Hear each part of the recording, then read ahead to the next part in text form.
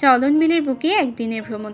ভাবুন তো আপনার চারপাশটা যদি ভরা থাকে অসংখ্য উড়ন্ত সাদা শাপলায় এবং তার মাঝ দিয়ে বয়ে চলে নৌকা।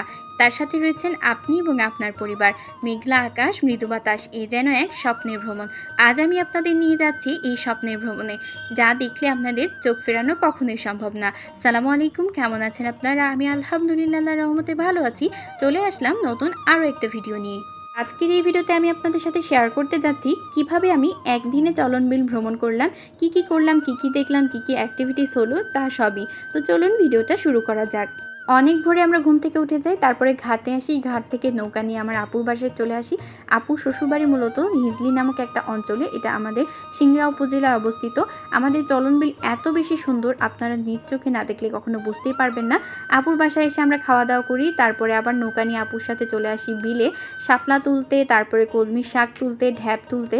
আসলে এগুলো আপু আমাদের বাসায় দিয়ে দিবে, যার কারণে আমরা নিজেদের নৌকা নিয়ে আসি।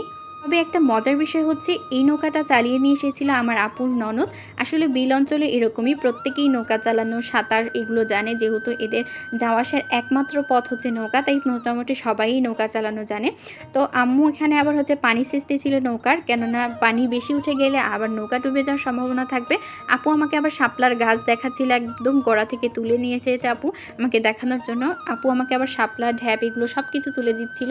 এত সুন্দর পরিবেশ, বলে বোঝানোর মতো না। আমি ওখানে বসে ঢ্যাপও খেয়েছি, অনেক মজা ছিল ঢ্যাপটা। আপুর বাসায় যাওয়ার মাঝখানে দেখলাম যে বিলের মাঝখানে কলা গাছ হয়ে সেখানে আবার কলাও ধরে আছে, খুবই মজার লাগলো বিষয়টা। আমার আপুর 50 থেকে 56টা হাঁস রয়েছে, সবাই দেখে মাশাল্লাহ বলে দেবেন। আমরা যাওয়ার পর আপু হাঁসের মাংস, ছোটো মাছ ভাজি, এরপর হচ্ছে বড়া করেছিল, তালের পিঠা করেছিল, অনেক মজার মজার খাবার করেছিল। আসলে বোনেরা এরকমই হয়। বিকেলের দিকে বাড়ি ফেরার জন্য আমরা নৌকা নিয়ে রওনা হই, মাঝপথে আমরা মাছ ধরাও দেখি। আমার এই চলনবিলের একদিনের ভ্রমণ আপনাদের কাছে কেমন লাগলো কমেন্টে কিন্তু অবশ্যই জানাবেন। ভালো থাকবেন, এখানে ভিডিওটা শেষ করছি। আল্লাহ হাফিজ সবাইকে।